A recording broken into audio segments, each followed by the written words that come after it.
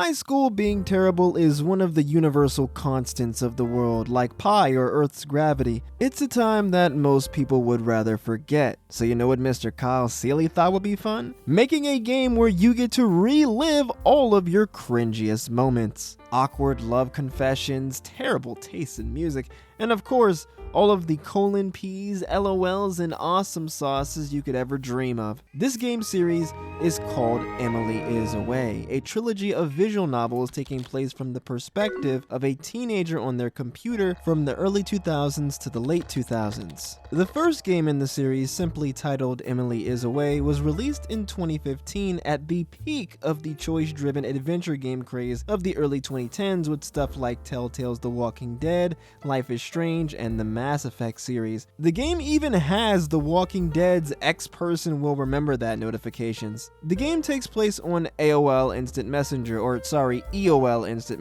where you spend your time talking to this girl named Emily, and yeah, that's the game. The first game in the series is incredibly simple in its premise and execution, but that is part of the appeal. The first chapter of the game starts in your senior year of high school in 2002, and each chapter takes place in the following year, ending in 2006 with the fifth and final chapter. When messaging with Emily, you always have 3 dialogue options, and depending on what you say, the story can go in a couple of different ways. When you make a dialogue choice, you have to type out your responses. You don't actually have to type out the exact words, you just mash random keys and boom, your character will just type out everything for you. This does get a bit annoying on multiple playthroughs or if you're just trying to move things along, but I'll admit it does help with immersion. And immersion is one of the biggest parts of this game. Icons referencing new music and movies at the time, early 2000s internet slang, and just the interface of the game really pull you in. If you didn't grow up during this time, then this game can be hard to fully appreciate, but I think the experience of teenage awkwardness is something timeless that anyone can appreciate. Instead of AOL Messenger, maybe for you it was messaging on Kik or Skype or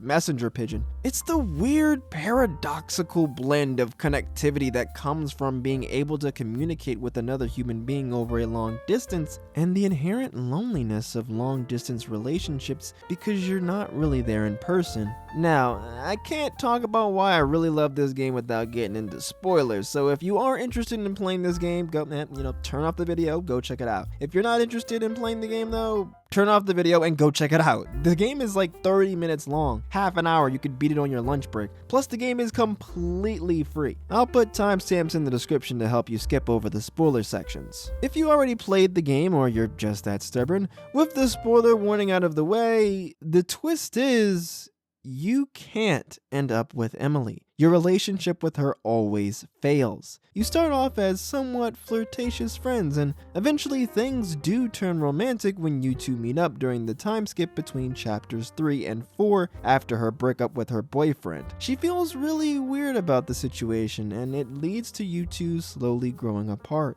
The most powerful moment of this game is in your final conversation with Emily. One of the game's coolest mechanics is message deletion. Remember earlier when I said you actually have to type your character's responses? Well, sometimes your character will delete what he's saying halfway through and say something completely different. Usually when one of your responses is a bit too risky, your character will chicken out and go for a safer option. This is such a cool and realistic way to portray the awkwardness of being a teenager talking to someone you like. And in the final scene of the game, no matter what you try to say, no matter what you try to do, your character will always default to a generic, safe answer. Despite the fact that you and the girl have been friends for over 5 years at this point, and you've already been intimate to some degree, you still can't even muster up the courage to be honest and say what you really feel. At this point, it's obvious Emily has just mentally checked out of the relationship, hitting you with some responses that are drier than a Thanksgiving turkey with no gravy, and you as the player are forced to accept the fact that this relationship is over. Of course, your next instinct is to do a new playthrough. You'll want to try again with some different dialogue options.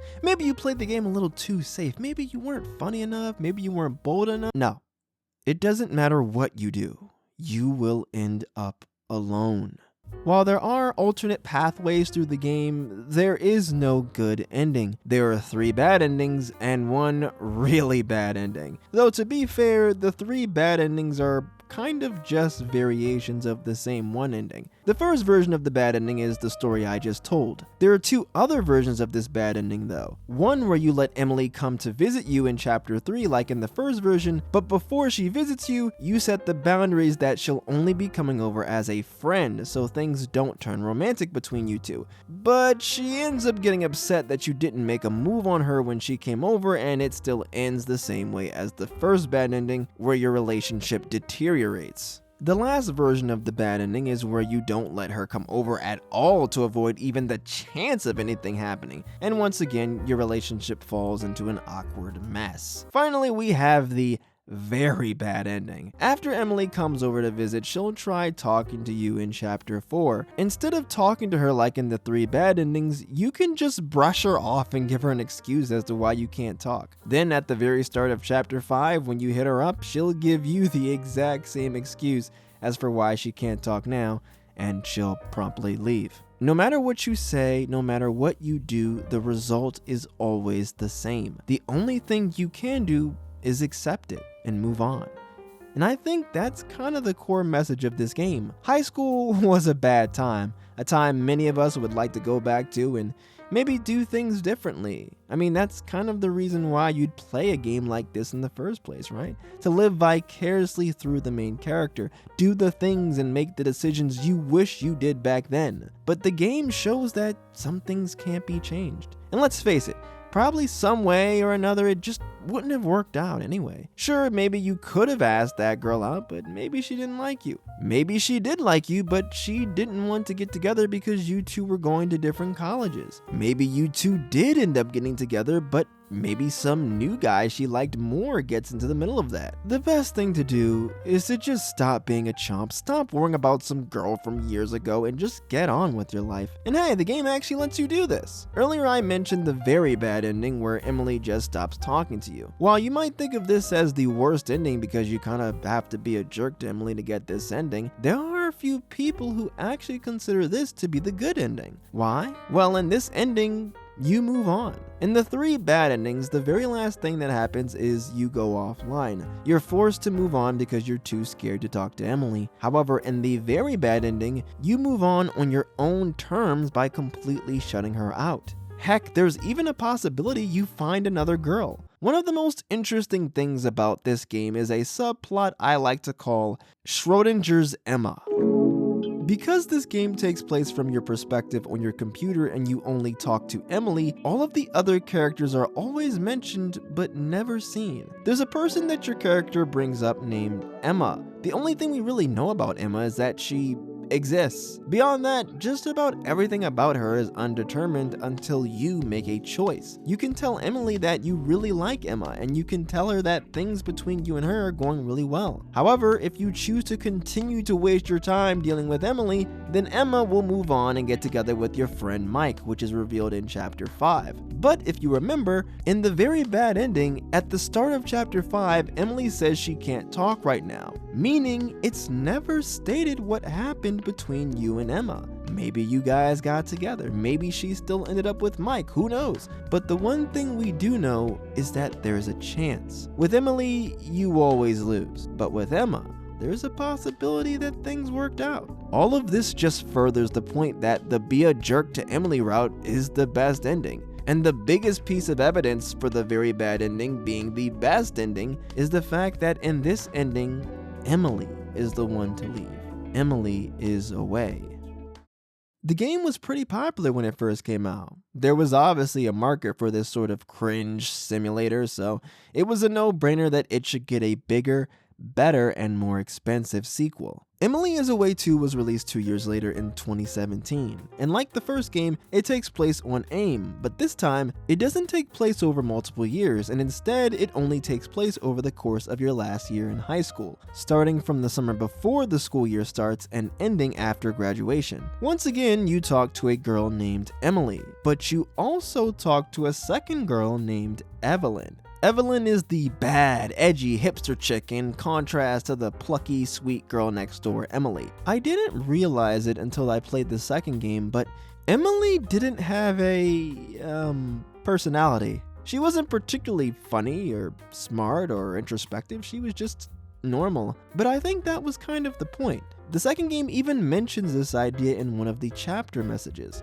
Emily is every person you've ever loved. Emily doesn't even have to be a girl. The concept of Emily is not something that's just inherent to guys. Girls can have an Emily too. Everyone has an Emily. The fact that you never see Emily and she's just this faceless person that you're talking to online only furthers that point. But in this game, instead of just being an idea or a construct, Emily is a complete person. She and Evelyn have very distinct personalities and goals. So, Emily is a way too in that sense is more like a traditional dating sim, as you have to pick between the two girls and decide which one you want to try to pursue. This adds a whole other layer to the game because now you're interacting with multiple people. The creator of the game, Kyle Seeley, actually did this in response to feedback from the first game. Many of the people who played the first game wanted to chat with the other people in your buddy list. So, Mr. Seeley delivered by giving us Evelyn. The format is still very similar to the first game though, with the game's story being told entirely through AIM messages, but this game has quite a bit more meat on its bones. In the first game you could change your profile picture and you can do the same thing here, but here you can also set your away messages. You can even get sent links to YouTube and FaceNook. The links to YouTube actually link to a fake website in your browser with real YouTube videos embedded into the site. It's an insanely genius way of getting past having to actually license music for the game, since technically none of the songs are in the game's files. The Emily is Away games for the most part are very quiet. There isn't any in-game music or voice acting. It's basically just the ambient sounds of your computer, the click-clack of typing keys, and chat notifications. So having background music via the YouTube videos is really nice. Characters can even send you files and they show up on your actual desktop, not in some in-game surrogate. Speaking of desktops, this entire game takes place in a window on your desktop. To my knowledge, unless I'm just an idiot, there's no way you can full screen this game. It has to be in windowed mode. But the thing is, that really does add another layer to the game. Not only does it make it easier to check out the links that various characters send you, it makes the game feel more like it's just a chat application you have on your computer and not a video game. All in all though, there's just a lot more here to really pull you into the world of the game. Probably the biggest gameplay change is the time limit mechanic. At some points in the game, you'll have a time limit on how long you can take to reply to messages before the girl who's messaging you starts to get impatient. So this gets really hard when you've got two girls messaging you at the same time. This game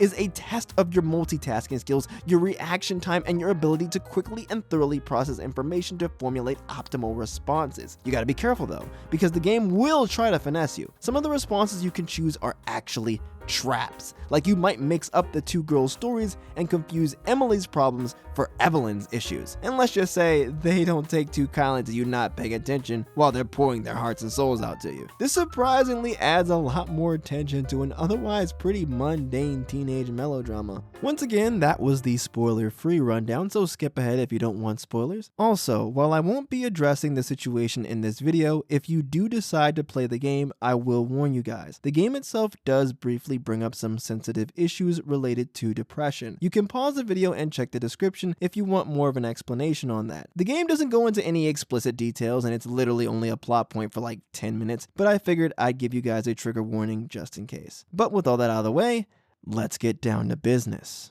Like I mentioned before, Emily and Evelyn are two very different people. Emily is the more pure, conservative girl, while Evelyn is a bit more wild and free. Emily likes to sit at home and play The Sims too. Evelyn likes to get wasted and listen to punk rock music. Emily is a girl you've known for years, but Evelyn is the new chick you only just met in your history class last year. It's the classic Betty and Veronica love triangle. I thought the fact that Evelyn was the newer girl in your life was a particularly nice touch, since not only is Evelyn Evelyn new to your character in universe, she's also new to you, the player, compared to Emily, who, like your character, you've known for years. But as you get to know them both, you find out that Emily actually wants to be more free-spirited. Her boyfriend wants to get more serious with her, get married, have kids, and all that jazz, but Emily isn't ready for that. Because she lived her life more conservatively, she doesn't have a lot of life experience, so she wants to explore the world and encounter new things when she goes to college. Evelyn, on the other hand, seems like the rebellious goth chick type, but she actually has really traditional values. She's already lived out her angsty teenage phase, so she wants to settle down after college and start a family. I actually completely forgot about this until I replayed the game, so it was a really nice surprise. Their values are the opposite of what you'd expect from their personalities, giving their characters more depth. And that was sort of what I meant before when I talked about how these characters have more going on than Emily did in the first game. They feel a whole lot more relatable and interesting.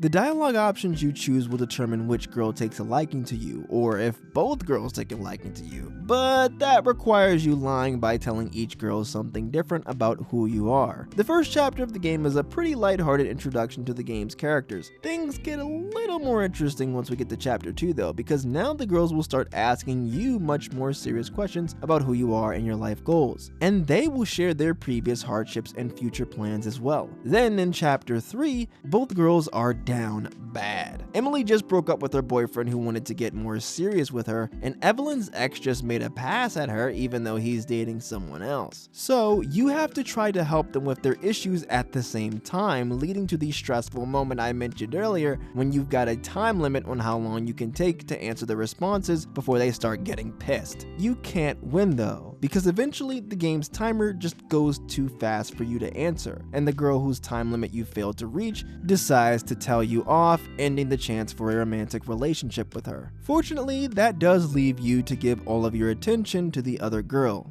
And things are good with said girl, which in my case was Evelyn for a while, but eventually your past catches up to you.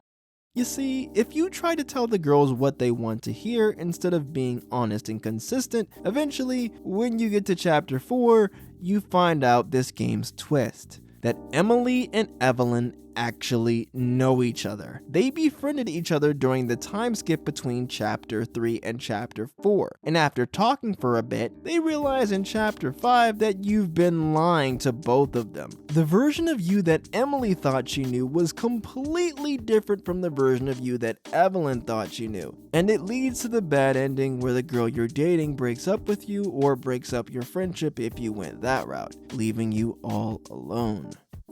The biggest theme of this game is honesty. You shouldn't pretend to be someone you're not just to get someone else to like you. And I think this is a really interesting dissection of something we do all the time in video games. In dating sims, in order to get on the route of the person you like, you have to pretend to be the sort of person they would like. You have to pretend to have the same values and goals for the future as the character you want to date, even if those things aren't what you, the player, actually believe in. In a sense, you're fabricating a false persona to get someone interested in you. But when you think about it, that's really messed up. And the game punishes you for this, because if you play Emily as a way too, like a video game where you're trying to get everyone to like you, you will end up alone. Pretending to be someone you're not to get someone to like you is pretty inconsiderate at best and emotional manipulation at worst. And the crazy thing is, just about everyone has done this at some point IRL. Now, I'm not saying you lied about big things, maybe just, some little small things, a little white lie here and there, like pretending to like a certain type of music that you don't particularly care for, or saying you like a TV show a little more than you actually do, or maybe just exaggerating how cool you really are.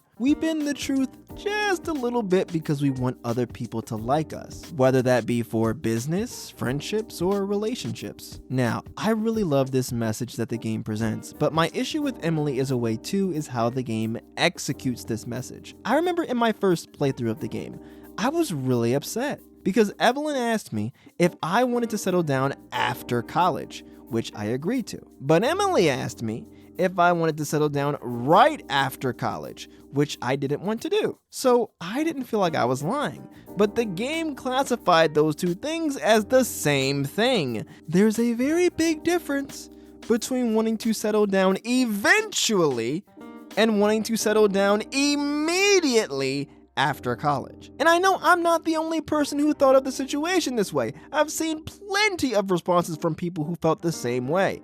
I guess you told her you didn't want a family? Like, what the Mark? You told me you wanted to settle down. See, that's like the thing, right?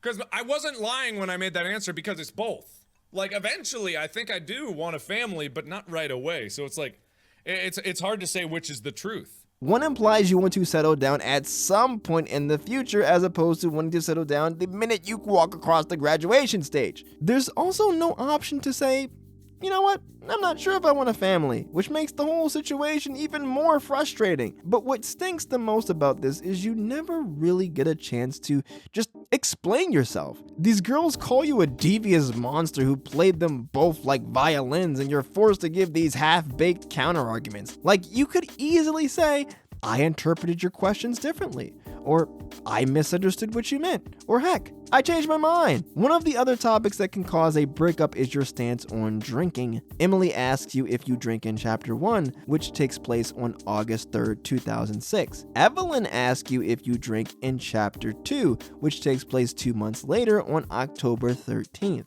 Am I not allowed to change my mind in that time frame? From a gameplay perspective, as the player, obviously your stance on drinking wouldn't change from the half hour or so time frame between when Emily asks you for your stance in Chapter 1 and when Evelyn asks you for your opinion in Chapter 2. But in universe, as your character, it's very reasonable to believe a person could change their mind. Besides, we're supposed to be teenagers whose emotions and feelings can flip like a light switch. Heck, Emily, who supposedly doesn't drink, gets drunk in Chapter 3. So it's not like the game is saying the idea of changing your mind on a topic just isn't possible, it just doesn't exist, right? It's just stupid. I feel like this is a really simple issue that could be easily resolved with a 10-second conversation. But who knows? Maybe that was the point of the game. Teenagers are stupid, and they can't communicate their feelings, and they break up over petty things. I'm not sold on it if that was Kyle Seeley's intention, but whatever the case may be, this really did leave a bad taste in my mouth when I first played this game. I really do love the message of the game, I do, but I think it could have been handled a lot better.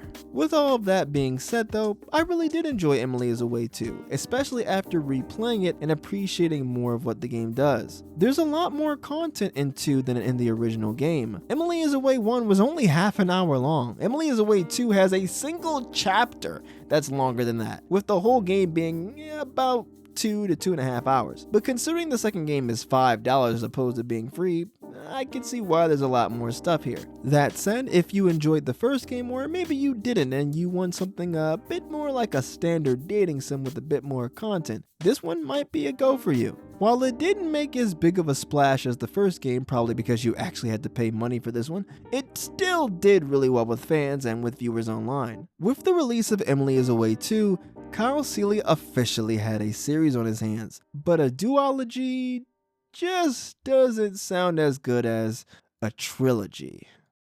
Emily is Away Less Than 3 was released in 2021, 4 years after the second game dropped. Instead of taking place in the early to mid 2000s on AOL Instant Messenger, Emily is Away 3 takes place in the late 2000s on Face Nook, in the last year of your senior year of high school. Just like in the second game, you have a choice between pursuing Emily or Evelyn. However, unlike the second game, there are actually several other characters you can talk to, the most notable being your best bro, Matt. The existence of Matt is really refreshing because, well, he's just a friend you can talk to. Not a love interest, not some girl that you have history with, just a friend. Having someone to celebrate your successes and comfort you in your failures is just really nice. And it's also great that you can get to be there for him too when he goes through his own personal issues. Face Nook itself is just brimming with a sense of community, people commenting on each other's walls, sharing cringy playlists, and participating in shallow relationship quizzes. The photos really help bring you into the game too. Unlike in the first 2 games where all of the characters are just faceless, voiceless text boxes, these characters actually appear as people. They're still faceless, but each character has their own signature color that's used to identify them. The photos visually just make the game more interesting, and it's cool to see the characters actually hanging out. Face Nook is just a whole lot more warm and comfy than the isolated individual conversations on AIM. Kyle Seeley put a lot of time and effort into making the interface feel faithful to classic Facebook, and I give him major props for it. There's just so much to do. There were times where I would just goof off, creeping on other people's walls, listening to music and watching videos. He also put a lot of time and effort into the dialogue. All of the characters have their own unique way of typing messages that says a lot about their personalities. Some people use proper messages with punctuations, while others just spam emojis. The interactions feel natural and accurate to the time, sometimes a little bit too accurate. Some of these messages gave me some major flashbacks. Unlike the previous two games, the X person will remember that messages are gone, so you don't know when what you say will have major consequences, which I really like. In just about every way, I think this game is an improvement over Emily is Away 2. The only areas I think the game is lacking in is in the customization and the personalities of the two love interests. In the first game, you could change your profile picture, text color, and background color too. In 2, they added the ability to change your profile messages. In 3, there isn't a bunch of new stuff you can do. You only get to change your profile icon at the beginning of the game. You can write statuses, but I don't know, I guess I kind of expected a bit more considering how much of a jump it is between a simple chat messenger and a full social media site. I wasn't expecting a 100% fully customizable page. Just, I don't know, I wished you could post on your wall about new bands you found, or maybe post photos of your own and see how the other characters will react to it. But honestly, that's more of a minor thing for me. The main area that I think this game has a problem in is, like I mentioned, the personification of Emily and Evelyn. They're not as interesting as they were in 2, and for the most part, this is because Emily and Evelyn are basically the same character.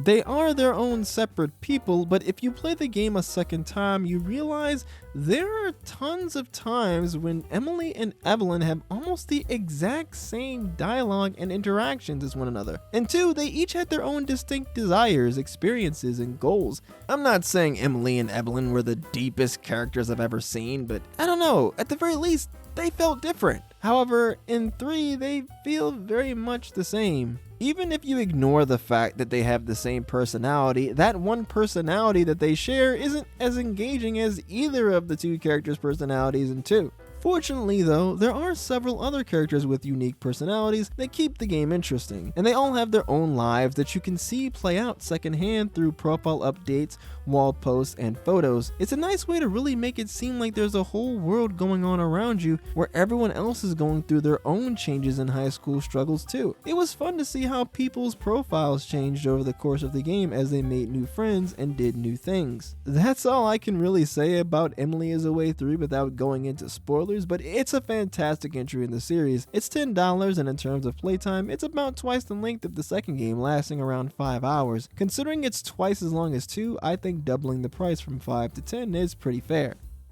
So, now that we're in spoiler territory, in the first chapter of the game, you have to decide whether to go to Emily or Evelyn's party.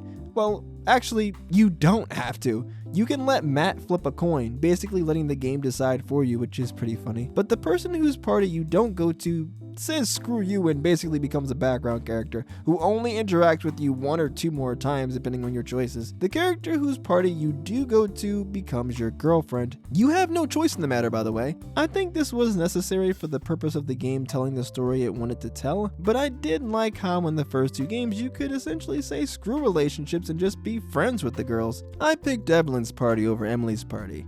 Why? Because I like purple. In Chapter 2, things are actually pretty nice for a while. You're just vibing with Evelyn, until suddenly Emily randomly pops up and informs you that your best friend Matt has been flirting with her and your girlfriend Evelyn, despite being in a relationship with a girl named Kelly. You could decide to either believe her or not. I was a bit skeptical, but I wasn't ready to make any concrete judgment on the matter. In the next chapter though, you learn that during the time skip between this chapter and the last one, Matt and Kelly broke up. And when I first saw this, I was like, dang, that's crazy. So Matt really did cheat on his girlfriend. I tell Evelyn that Matt's on some sleazeball time when she gets a call from him on her phone. But after you talk with Kelly, you find out that Matt actually didn't cheat. The reason Matt and Kelly broke up was because they just grew apart. And that was such a huge but realistic twist. I felt really bad that I'd basically thrown my best friend to the wolves. It shows just how quickly we can believe a narrative if everything lines up without actually hearing what really happened. And unfortunately in life, we usually don't get the full story and we're forced to draw our own conclusions, which can lead to a lot of misunderstandings. Ultimately, I should have trusted my friend, and this idea of trust is a big theme of this game, which we'll get into later. The next chapter, Chapter 4, is when things really get spicy though. You see, throughout the game, Evelyn occasionally mentions a few friends she has in one of her classes, Anna and Steve.